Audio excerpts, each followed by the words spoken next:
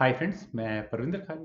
Friends, आज की यह हमारी गेम जसजोत भसीन जी की एक वीडियो रिक्वेस्ट की है। उन्होंने मुझसे सन 1967 में हुए कपब्लांका मेमोरियल के 12वें राउंड की एक गेम के ऊपर वीडियो बनाने के लिए कहा था।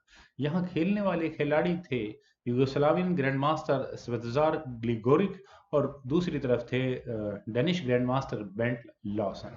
तो चलिए फ्रेंड्स, सीधा इस गेम को शुरू करते हैं। गेम की शुरुआत यहाँ स्वेतोजार एग्जैक्टली ने की थी D4 के साथ। नाइट F6 यहाँ बेंट लॉसन ने किया, then C4 E6 knight C3 bishop B4 Nimzo Indian defence, then E3 B6 bishop D3, then bishop B7 square पर knight F3 knight E4। White ने अपने इस लाइट स्क्वायर बिशप को D3 square पर लगाया ही इसीलिए था ताकि यहाँ इस C3 स्क्वायर पर ज़्यादा प्रेशर ना पड़े, लेकिन उसके बावजूद भी यहाँ ब्लैक ने अपने नाइट को प्लेस किया E4 स्क्वायर पर। और इसके बाद यहाँ वाइट ने सबसे पहला काम कैसल करने के किया, देन F5 और यहाँ F पॉन को आगे पुश करके इस नाइट पर एक अच्छा खासा, नॉट एग्जैक्टली नाइट, इस E4 स्क्वायर पर एक अच्छा खासा स्ट्रॉन्ग अपनी पकड़ बना लिए हैं आप ब्लैक ने with the help of this bishop. क्योंकि यहाँ अगर अब वाइट नाइट से नाइट लेगा तो फ्रेंड्स बहुत बड़ी प्रॉब्लम हो जाएगी। यहाँ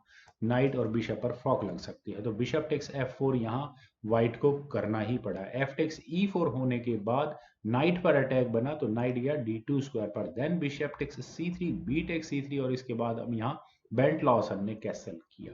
क्वीन गई G4 स्क्वायर पर, अटैकिंग व्हाट। अभी तो कोई बहुत ज़्यादा स्ट्रॉन्ग अटैक मुझे नज़र नहीं आ रहा है, लेकिन F5 यहाँ पहले बेंट लॉसन ने जब किया तो D5 दैट्स ओके, रुक G5 वापस क्वीन पर अटैक बना। और यहाँ फ्रेंड्स आप देखेंगे कि ब्लैक का attack all of a sudden king safety में जा चुका है और रुक ठीक किंग के सामने आ चुका है। क्वीन गई F4 स्क्वायर पर, then E takes F5 C takes D5, sorry E takes D5 था, bishop takes D5, then C4 bishop पर अटैक, तो बिशप को वापस लेना पड़ा C6 स्क्वायर पर, देन नाइट टेक्स E4, रुक G6। कोई जरूरत नहीं है इस रुक के साथ कोई किसी भी तरह की कोई रिस्क लेने की। Then bishop B2, then knight A6 square पर। ब्लैक के साथ प्रॉब्लम यही थी कि उसके पीसेस फ्रीली डेवलप नहीं कर पा रहे हैं। माइट भी यहाँ इस पोजीशन से शायद कुछ पोटेंशियल थ्रेट्स नजर आए।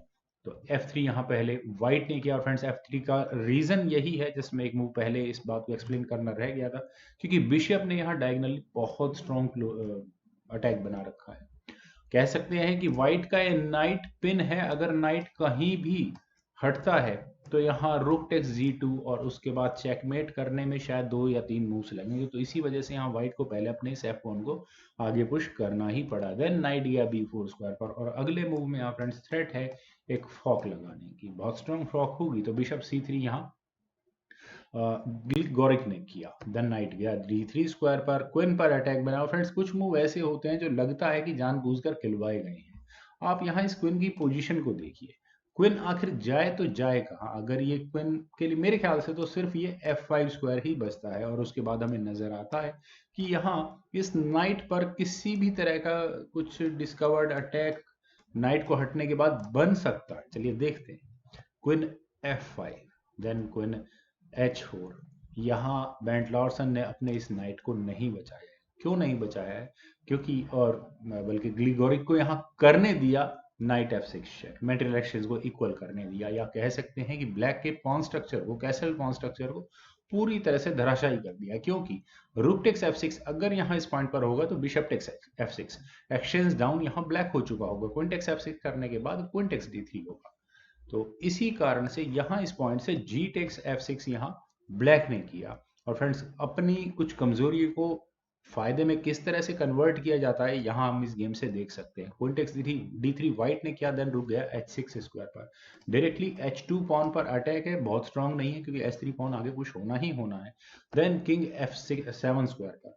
और फ्रेंड्स किंग के F7 स्क्वायर पर आने के बाद बेंट लॉसन की तैयारियां क्या होने वाली हैं आप यहाँ देख सकते हैं। रुक भी आराम से यहाँ इस G6 स्क्वायर पर आ सकता है। एग्जैक्टली इसी पॉइंट पर अगर हम जो फ्यूचर में जो गेम खेली गई थी उसके सॉल्यूशंस की बात करें तो एग्जैक्टली इसी पॉइंट पर सिर्फ एक ही मूव व्हाइट के लिए नजर आता है, वो है बिशप को E1 स्क्वायर पर लेकर जाने का। यहाँ पहले क्वीन पर अटैक बनेगा।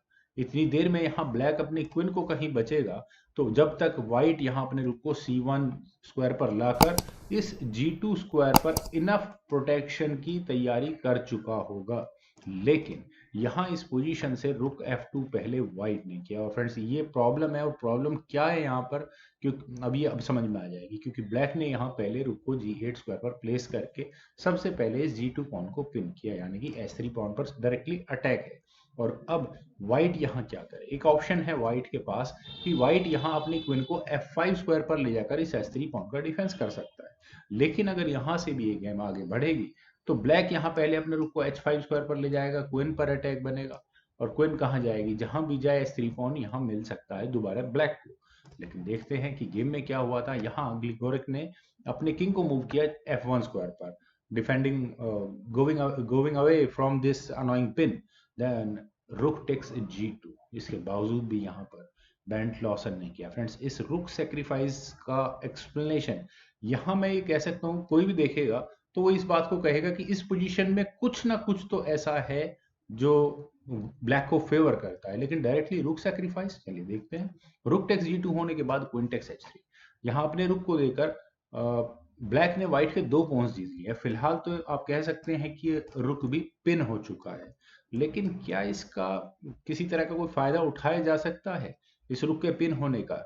पहली नजर में लगता है कि यहाँ व्हाइट अपनी क्वीन को कहीं भी लेकर आ सकता है इस पॉन की सॉरी रुक की डिफेंस के लिए। पर देखते हैं यहाँ से, अगर मान लेते हैं कि व्हाइट डिसाइड करता है कि वो अपनी क्वीन को D2 या D3 किसी भी स्क्वायर पर लेकर जाए, बिशप टेक्स F3 यहाँ पहले ब्लैक करेगा ही करेगा, वट एवर इट इज। अगर ये क्वीन E3 स्क्वायर पर भी आती, E2 स्क्वायर पर भी आती है तो भी यही प्रॉब्लम होगी और प्रेशर बहुत ज्यादा बढ़ चुका होगा फिलहाल इस G2 स्क्वायर तक। देन रुक D1 जैसा कोई मूव, या ये रुक कहाँ आ सकता है?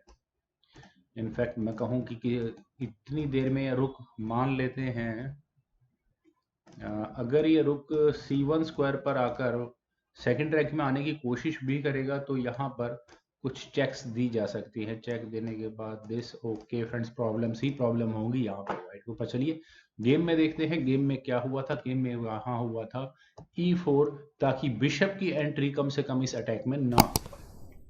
लेकिन फ्रेंड्स अब तक बहुत देर हो चुकी है। क्यों देर हो चुकी है? क्योंकि बेंट लॉसन को फाइनल मूव लगाने का मौका मिला। उन्होंने यहाँ अपने रुक को G6 स्क्वायर पर प्लेस किया, और यहाँ इस मूव के बाद सवतोजार ग्लिगोरिक ने काफ़ी कैलकुलेशंस की होंगी और फिर यहाँ उन्हें रिजाइन करना पड़ेगा। और रेजिग्नेशन का रीज़न क्या है? पहली रीज़न तो यही है कि G2 रुख पर बहुत ज़्यादा प्रेशर है, तो इसका डिफेंस ज़रूर यहाँ करना है। तो अब व्हाइट अपने दूसरे रुक को तो ला नहीं सकता, उसे समय ही नहीं मिल पाया उस रुक को अपने G2 रुक की डिफेंस में लाने के लिए।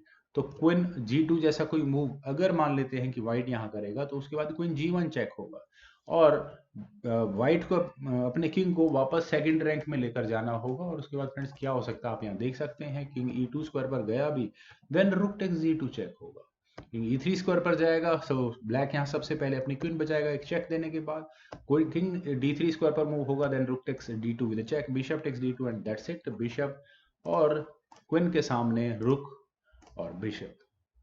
दूसरी कोई ऑप्शन मुझे नजर नहीं आती है। एक ऑप्शन जो मुझे नजर आती है वो, अगर यहाँ क्वीन को D4 स्क्वायर पर लेकर आया भी जाए तो भी क्या फर्क होगा? पहले तो queen takes G2 with check होगा। चलिए अगर मान लेते हैं कि व्हाइट के पॉइंट ऑफ व्यू से कैलकुलेशन की जाए और रुक से वो G2 रुक को ले अगर यहाँ ब्लैक, तो क्वीन टेक्स F6 चेक हो भी गया, किंग E2 E8 स्क्वायर पर आएगा। और अब यहाँ व्हाइट क्या करेगा? एक या दो चेक्स देगा, उसके बाद ब्लैक अपने किंग को एक कॉर्नर में लेकर चला जाएगा, और फिर वही एक डिस्कवर्ड चेक का और खतरा आ चुका होगा। जैसे क्वीन H8 चेक अगर यहाँ व्हाइट ने कर दिया, देन रुक G8 चेक, कि ठीक है आपने मुझे चेक दी है लेकिन फिलहाल आप पहले अपनी चेक बचे और इस क्वीन को मुझे दे दे। तो फ्रेंड्स इस रुक G6 मूव के बाद मुझे लगता नहीं है कि काफ़ी कैलकुलेशंस कर यहाँ की होंगी, ब्लैक व्हाइट के पास कोई ज़्यादा खास चांसेस थे भी नहीं। फ्रेंड्स जसजोत जी ने काफ़ी अच्छी गेम हम सभी लोगों को बताई, और मुझे पूरी उम्मीद है कि आपको ये वीडियो और रिप्रेजेंटेशन जरूर पसंद आई होगी। तो आप लोग इस वीडियो को लाइक करें, शेयर करें, और मेरे यूट्यूब चैनल सेस गुरु को प्लीज सब्सक्राइब जरूर करें। आपके कमेंट्स का मुझे बेहद इंतजार रहेगा। Thank you for watching and bye.